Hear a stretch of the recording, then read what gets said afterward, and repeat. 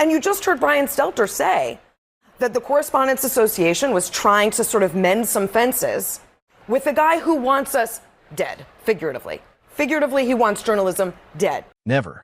Trump or SE Cupp went on CNN before the White House Correspondents Dinner, before the insane events that unfolded there, to say that Donald Trump wants the media dead. We're going to take a look at clips from this CNN appearance with SE Cupp. I also want to share my thoughts on all of this as well. Let's get into it together. Question just to start off with is sort of why is this night different than all others, which is a Passover question. But for President Trump, why, SE, is this the Correspondents' Dinner he has decided to attend as president the first? What's changed? Well, from what I can tell, they made it real easy for him to attend. And glad to see everyone's in great spirits and this is a party. I'm real bummed about tonight.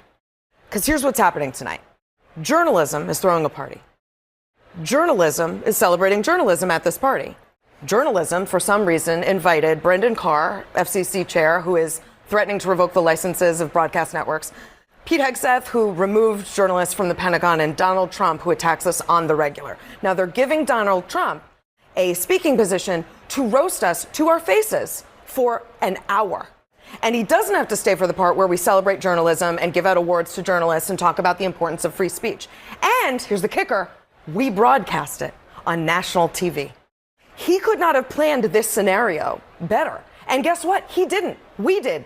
Journalism planned this scenario for Donald Trump. So if I'm Donald Trump, of course I come under these conditions. And you just heard Brian Stelter say that the Correspondents Association was trying to sort of mend some fences with a guy who wants us dead, figuratively. Figuratively, he wants journalism dead.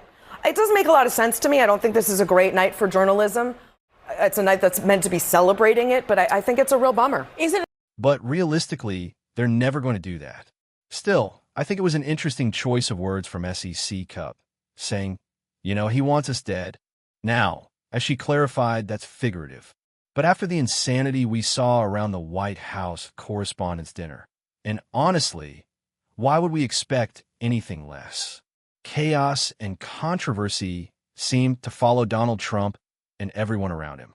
I actually think it would have been interesting to see him attempt a stand-up routine using jokes written by someone else. That would have been something to watch, because I think he would have really struggled with that format. And let's be honest, he probably would have gone off script, ditched the teleprompter, and thrown in his own off-the-cuff, sharp-edged remarks. But that wasn't the only interesting moment leading up to the White House Correspondents' Dinner. I also want to show you a clip of Karoline Leavitt. So this was Karoline Leavitt on TV right before the event. So I think SE Cupp makes some really strong points here. This is a man in Donald Trump and an administration that openly hates journalism. They hate journalism. They hate journalists. What they actually want are propagandists. They want stenographers. People who will simply repeat whatever Donald Trump says without question. And as SE Cupp pointed out here, Pete Hegseth as well, they don't believe in journalism the way it's meant to function, the way it's intended to work, to report on what's actually happening. They want propaganda. They want a North Korea-style, state-sponsored media that will just report everything that's wonderful about the dear leader. He gets a hole-in-one every time. He always bowls a perfect 300 game, and all of that kind of nonsense, right? And I've wondered for a long time, I know what the answer is, but I've still wondered why the media, back when Donald Trump started in 2015 saying that the media is the enemy of the people and all that kind of thing, calling them terrible people and blah, blah, blah. Why didn't they all just get up and walk out? Donald Trump would starve without that attention. He would.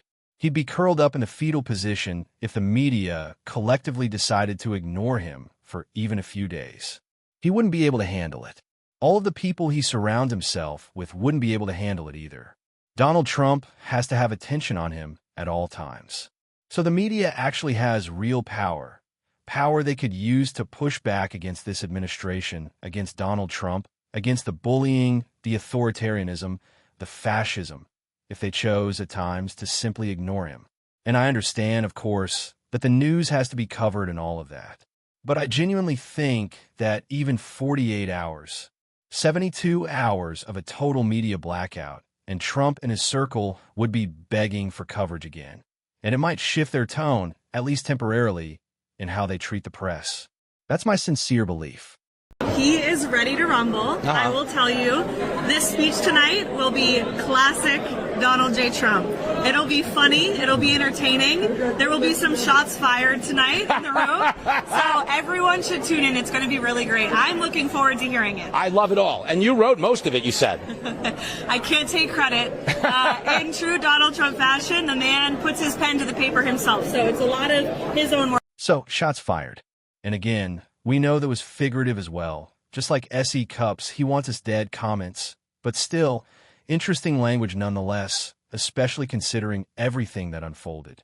And of course, this, along with a lot of other things, is causing people to ask a lot of questions. You know, I was thinking over the past 50 years, how many assassination attempts have there actually been on presidents? We had Ronald Reagan, who nearly died after being shot. And now, with Donald Trump, depending on how you interpret things, there have been, 2, maybe even 3 possible attempts? I'm not making any claims here, but people are definitely asking questions. I'm doing the Tucker Carlson thing here, right? People are asking. I'm just asking questions. I'm not saying anything definitive. I'm just putting the questions out there. I don't know if we'll ever see polling on this, but it really makes you wonder at this point.